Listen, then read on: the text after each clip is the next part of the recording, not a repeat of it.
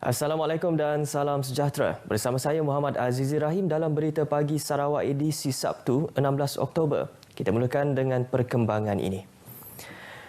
Pelaksanaan undi 18 tahun harus dimanfaatkan sebaik-baiknya oleh golongan belia yang sudah layak mendaftar sebagai pemilih bagi pilihan raya yang akan datang. Menteri Muda Belia dan Sukan Datuk Snodan Lawan berkata, peluang ini harus diambil bagi memastikan pemimpin yang bakal menerajui negara kelak benar-benar berkaliber serta mampu membawa kesejahteraan dan kemajuan di kawasan masing-masing.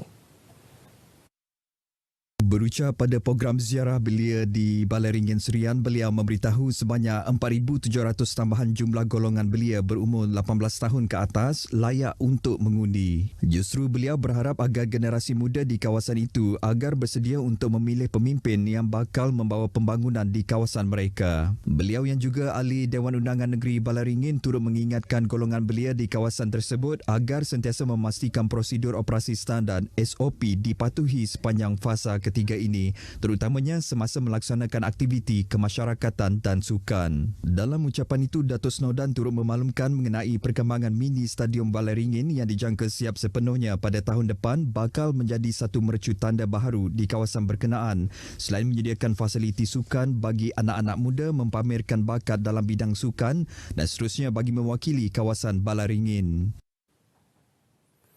Semua sekolah rendah di Sarawak akan dilengkapi dengan kemudahan asas komputer bertujuan memberi pendedahan awal kepada murid sekolah berkaitan pengetahuan serta kemahiran komputer dan teknologi maklumat. Setiausaha Kerajaan Negeri Datuk Amar Jaul Samion berkata usaha itu merupakan inisiatif Kerajaan Negeri melalui Kementerian Pendidikan Sains dan Penyelidikan Teknologi.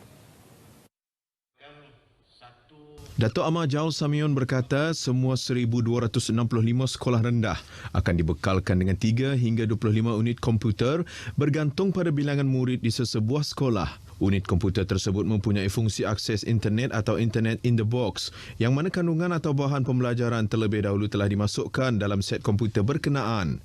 Ia amat sesuai untuk guru atau sekolah yang tidak mempunyai akses pada internet. Selain itu, ia juga memberi kelebihan kepada pengguna kerana mempunyai banyak sumber perisian terbuka, open source software lantas menyediakan ruang kepada murid mempelajari kemahiran programming dan coding. Selain dibekal dengan set komputer dan guru-guru juga akan diberi latihan berhubung cara penggunaannya. Tambah Datuk Amar Jaul, Kerajaan Negeri sedar cabaran serta kekangan yang dihadapi kebanyakan sekolah-sekolah di Sarawak yang kurang kemudahan komputer. Oleh itu, langkah tersebut diharap dapat mendedahkan murid sekolah pada dunia digital bermula pada usia awal mereka. Datuk Amar Jaul berucap pada penangguhan kursus bimbingan dan penataraan sejarah SPM untuk Ketua Panitia dan Guru Sejarah Tingkatan 5 Sekolah Menengah Negeri Sarawak Siri 3 2021. Pada majlis yang berlangsung di Seri Aman semalam, Datuk Amar Jaul turut menyerah sejumlah set komputer kepada sekolah-sekolah di bahagian itu. Kursus 3 hari berkenaan yang bermula Rabu lepas dihadiri 33 peserta dari daerah Seri Aman, Lubuk Antu dan Betong. Sebanyak 18 lesen sampan khas telah diluluskan oleh Jabatan Perikanan Laut Malaysia kepada nelayan di daerah Tanjung Manis. Menteri Muda Perancangan Bandar, Pentadbiran Tanah dan Alam Sekitar, Datuk Len Talif Saleh berkata, daripada jumlah lesen yang diluluskan tersebut, 10 lesen daripadanya Belawai, 7 lesen di Paloh dan 1 lesen di Rajang. Jelasnya, lesen sampan khas ini telah diluluskan kepada para nelayan yang telah memenuhi syarat-syarat yang ditetapkan oleh Jabatan Perikanan Laut Malaysia. Kerajaan pusat menyediakan peruntukan ini dan demi untuk kelangsungan nelayan-nelayan kita, terutama sekali dalam kita menghadapi pandemik, kesulitan pandemik yang telah dirasai hampir 2 tahun sudah. Ujarnya setakat ini, di daerah Tanjung Manis mempunyai sejumlah 571 orang nelayan yang berdaftar yang terdiri daripada 288 orang dari Belawai, 142 orang di Paloh, 62 orang di Kedang, 56 orang di Rajang dan 23 orang di Jerijeh. Dalam pada itu, sumbangan berjumlah RM110,000 di bawah projek bantuan peralatan ke arah pertanian organik dan dana jaminan makanan telah diserah kepada penerima-penerima di daerah Tanjung Manis. Daripada jumlah tersebut, sumbangan telah diserahkan kepada pengusaha produk hiliran perikanan, kumpulan komuniti perikanan Kampung Paloh, Kampung Kedang dan Jerijeh. Beliau yang juga ahli Dewan Undangan Negeri Adun Kuala Rajang berkata demikian kepada pihak media selepas berucap pada majlis pelancaran program penyerahan lesen sampan khas, penyerahan bantuan dan jaminan makanan dan program pelepasan benih udang harimau di Belawai.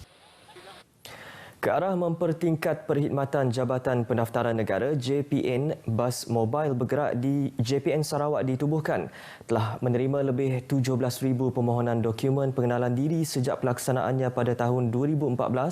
Perkhidmatan ini secara tidak langsung banyak membantu penduduk di luar bandar dalam urusan berkaitan pendaftaran.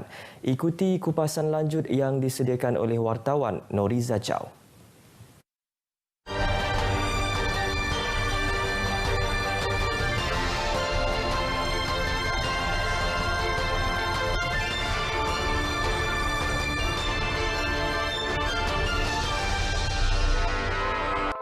Bas mobile bergerak JPN Negeri Sarawak berfungsi memberi perkhidmatan kaunter bergerak kepada penduduk di luar bandar yang layak melalui akses jalan raya. Selain telah menerima lebih 17,000 permohonan dokumen pengenalan diri, sebanyak 13,092 hikmat nasihat kepada pemohon telah diberikan menerusi program bas mobile bergerak ini.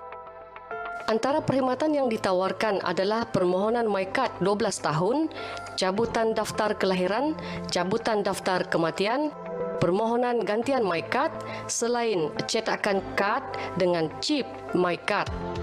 Bas mobile ini dilengkapi dengan sistem dan teknologi yang canggih lah, iaitu sistem iJPN, mesin cetakan MyKad, bilik server dan juga peralatan operasi seperti di pejabat. Maknanya perkhidmatan yang ditawarkan oleh bas mobile ini sebenarnya macam kita membawakan pejabat fizikal JPN di lapangan. Memahami permasalahan seperti kekangan kos pengangkutan dan logistik untuk hadir di pejabat JPN, justru dengan adanya perkhidmatan seperti ini, ia membolehkan penduduk dengan mudah mendapatkan perkhidmatan yang diperlukan. Kita sememangnya mengharapkan program ini akan memberi manfaat kepada penduduk, khususnya di luar bandar, khususnya bagi mendapatkan perkhidmatan pendaftaran dokumen pengenalan diri yang mudah dan cepat. Saya bagi pihak maksa untuk datang ke sini untuk membuat permohonan dokumen sijil kelahiran lah. Dan kami sangat bersyukur dan berterima kasih sebab pihak JPN datang sini sebab sekarang kami susah untuk pergi ke bandar, lebih-lebih lagi masa pandemik ni. Aku minta terima kasih harga JPN laban terlalu mana ngurus penduduk kami luar bandar. Laban sida yang ngurus kami bakung litau awak kejimat belanja kami nak agak miring. Seiring slogannya Rakyat di Hati JPN menerusi unit mekar menyemai kasih rakyat, JPN Negeri Sarawak akan terus melaksanakan program ini untuk menyantuni penduduk yang memerlukan perkhidmatan JPN. Inisiatif JPN menerusi perkhidmatan bas mobile bergerak ini sedikit sebanyak dapat memanfaatkan penduduk luar bandar untuk membuat urusan-urusan yang membabitkan dokumen-dokumen peribadi mereka. Selain itu, perkhidmatan bas mobile bergerak ini telah memanfaatkan penduduk luar bandar dari segi penjimatan kos untuk berurusan dengan pihak JPN. Noriza Chow untuk RTM. Jumlah kes harian COVID-19 di Sarawak masih kekal kepada 4 angka dengan 1,009 kes baru dilaporkan semalam. Menurut kenyataan media harian Jawatankuasa Pengurusan Bencana Negeri JPBN, daripada jumlah tersebut hanya 22 kes dalam kategori 3, 4 dan 5. 3 daerah yang mencatat kes tertinggi ialah Kuching dengan 267 kes, diikuti Miri 152 dan Sibu 105 kes.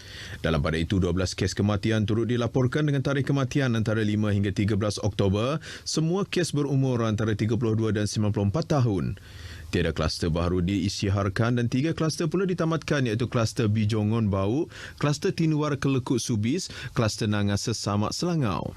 Ini menjadikan terdapat 60 kluster aktif setakat ini dengan 6 daripadanya mencatatkan penambahan 15 kes baharu.